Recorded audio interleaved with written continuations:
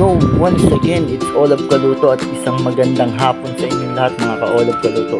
So for today's video nga pala magluluto tayo ng tatlong putahe na pampulutan. So syempre, birthday nga pala ni Olab.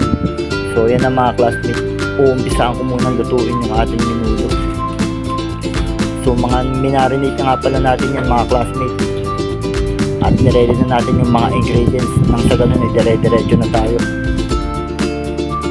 So umpisaan ko lang nga pala yan, palambutin. At mamaya isasangkot siya na natin yung ating mga ingredients na ating gagamitin. So shoutout nga pala sa mga nag-sponsor sa atin dyan, lalo na kay Bossing.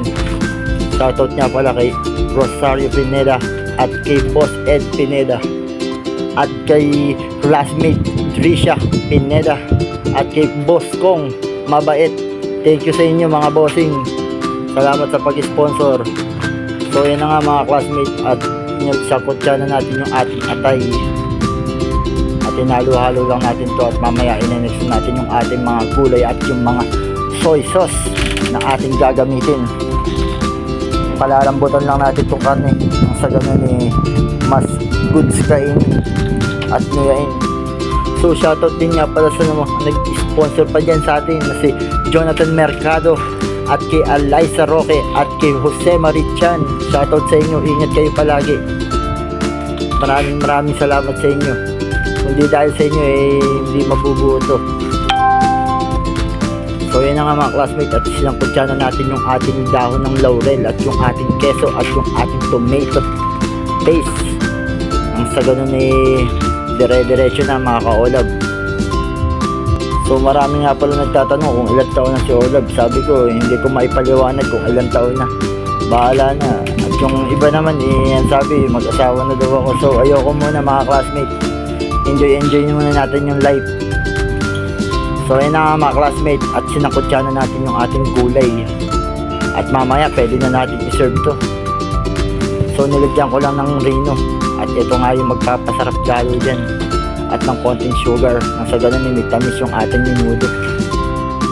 So okay na to mga classmates, antayin lang natin na kumuluto at nag-add lang ako ng seasoning.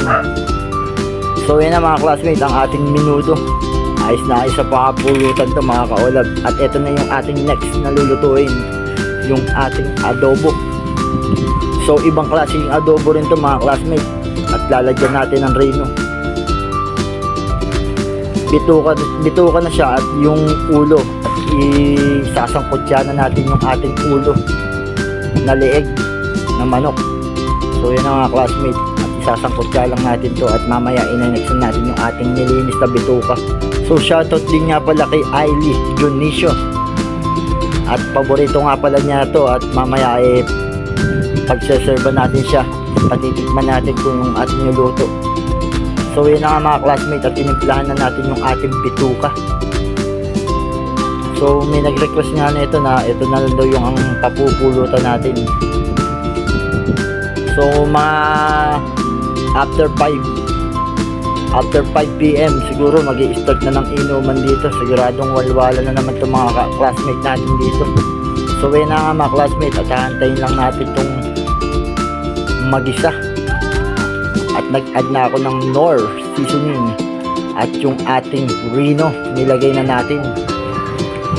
So aantayin lang natin ito, at nilagyan na nga pala natin ng sili mga classmates, yung kasaktuhan lang. So ito na mga classmates, ang ating adobong Reno. So yan na, ito na yung ating third na lulutuin. So pagdamutan nyo na mga classmates, at ito lang yung nakayanan ni Olab Kaluto na lutuin muna ngayon. So magluluto na naman tayo ng pansit gisado. So umpisaan ko muna lutuin yung mga ingredients nito mga classmates. Magigisa muna tayo, at mamaya pagkatapos nito magtutubig na tayo mga ka-Olab. At mamaya ipapakita ko sa inyo lahat ng mga naluto natin. So ito muna yung niluto natin mga classmates, kasi medyo nakakapagod din talaga magluto mga ka-Olab, lalo na mag-diet ka lang sigurado na. So shoutout din nga pala sa mga nagpapagikas dyan. Shoutout nga pala lalo na kay Boss Joey Francisco na mag-i-sponsor sa atin dyan. So salamat, at gusto nga daw niya may inuman talaga. At waiting na lang sa mga classmates natin dyan na gusto nang pumunta, pwede naman na.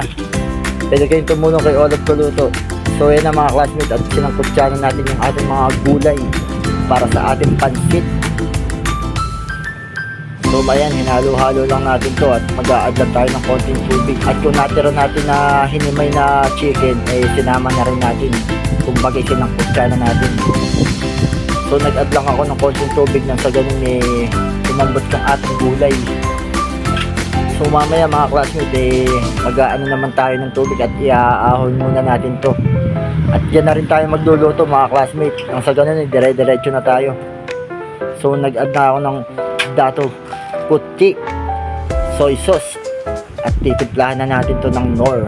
Nang sa ganun eh makapagpakulo na tayo at isasangkutsa na natin yung ating Mickey bihon. So yan o, tinimplahan na yung Olaf yan mga classmates at hinalo-halo lang natin to. So nilagay na natin yung ating bihon.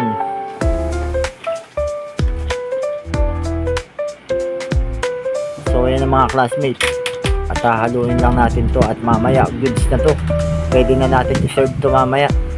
At sa mga classmates natin na hindi pa nagmimerienda dyan, so pwede naman kayong pumunta dito. At kung maaabutan nyo pa mga classmates, pasensya na sa hindi makakatikim mga ka-Olaf, eh ito lang nakayanan ni Olaf. So mag-uumpisa tayo mamigay na ito mga ka-Olaf dahil birthday nga ni Olaf Kaluto eh. So ito na yung ating recipe mga ka-Olaf, yung ating pansit at yung ating mga putahe. So ayan na, thank you for watching mga ka-Olaf Kaluto. Maraming salamat. Thanks for watching and subscribe. Bye bye.